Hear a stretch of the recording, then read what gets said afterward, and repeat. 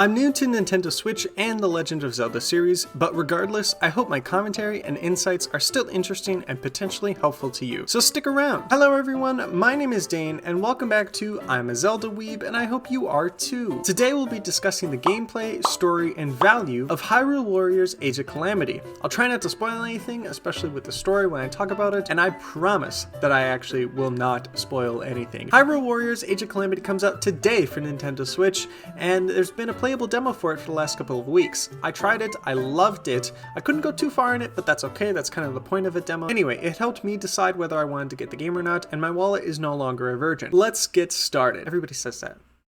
That's weird. Let's get into it. No, that's even more weird. Come on in! No!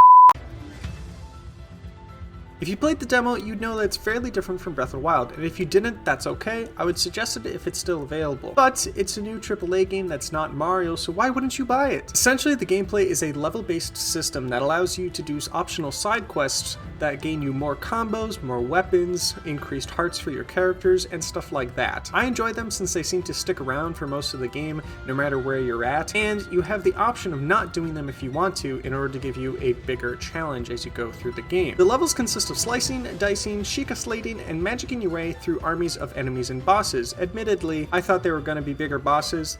It's moblins and stuff. At least that's what was in the demo. I'm sure we'll meet more bigger, better, eddier enemies going forward. We'll see, I don't know. Some of the gameplay might seem like mashing at first, and admittedly it is, but eventually you get to be able to pretend like you know what you're doing, and you'll find yourself doing combos that should be in Smash Bros. Nintendo, please add Young Impa in Smash. The controls might seem complex and intimidating at first, but they're friendly to new and casual as well as technical players alike after some practice. Through some more levels though, they'll start to make sense and you'll get comfortable with them. At least that's just me. The difficulty of the levels progressed nicely. Although there was just the demo, it was fairly limited, but there was enough there to have a proper understanding of how the rest of the game would play out. In the levels that followed the tutorial, they seemed to be aligned properly to the ranks of my characters, or I could go back to old levels and rank up new characters in order to progress more smoothly through the rest of the game. They still posed enough of a challenge while still being early in the game. Like I said, it was the demo, it was pretty limited, and you know, it didn't make me want to throw my Switch into a dishwasher and become a monk to get rid of all my anger. Speaking of character ranks, I love that addition to the game. It allows you to just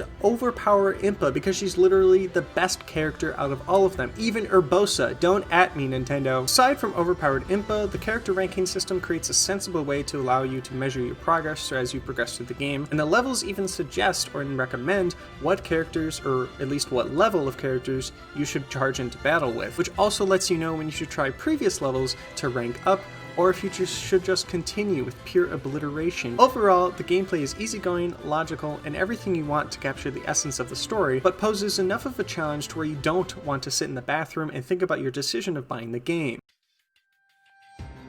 The story of Age of Calamity is perhaps the most intriguing thing about the game. It's placed 100 years before Breath of the Wild and allows you to experience the complete annihilation that Ganon provided.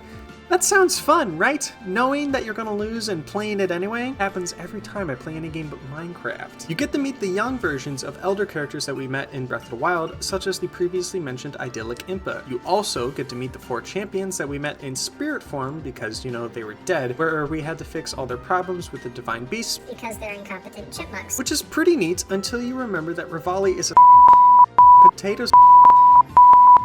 Can you tell I'm hungry? This game brings significantly more meaning to the story of Breath of the Wild, which is obviously the point. You may not be exploring Hyrule in the same way, but it still feels new despite spending possibly over 100 hours on exploring the world of Breath of the Wild. It's like standing up after you've eaten Taco Bell. It's a whole new world. I think what will be the most interesting about the story is how they define the motivations of the characters right up to the end. Sure, Zelda wants to save everyone, but how does she get there? Link is asleep for 100 years. Why and how? And will we even learn that in Calamity? Is Rivali still a bird that doesn't deserve to fly? And how were the champions picked? Was it determined by how long they could stand on Legos or something, experiencing that eternal pain enough to the extent that they could control this divine automatron transformer thing? Please put Impa in Smash.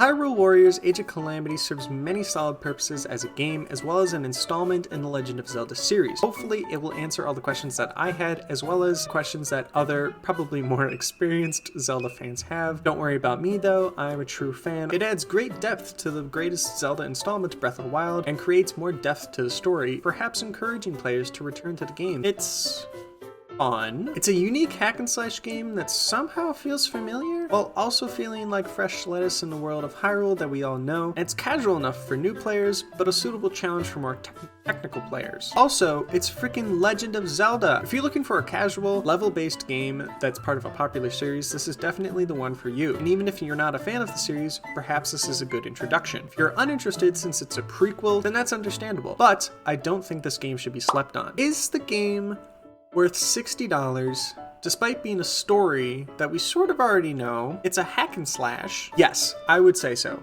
It offers significant value in the story and gameplay that will be long-lasting for casual and more fervent Zelda fans alike. While you might be sick of Hyrule after getting 100% on Breath of the Wild through hundreds, perhaps, I don't know, quadrillions hours of gameplay, yeah, I understand if you were sick of Hyrule, but this game will still offer a lot of value for those who have completed Breath of the Wild. I'm not among them, but please don't vote me. I am crewmate. I swear, I promise. I was in electrical. I didn't vent. I got to medbay very quick. Hyrule Warriors Age of Calamity looks incredibly promising for the reasons I spoke about in this video, as well as many others that I did not discuss. It may not compare to how unique Breath of the Wild is in terms of gameplay and depth, but that does not stop Calamity from being a game worth picking up on release or later down the line after a couple months. Since, after all, it is a prequel, you can pretty much play it any time. Then again, were all the Star Wars prequels worth it?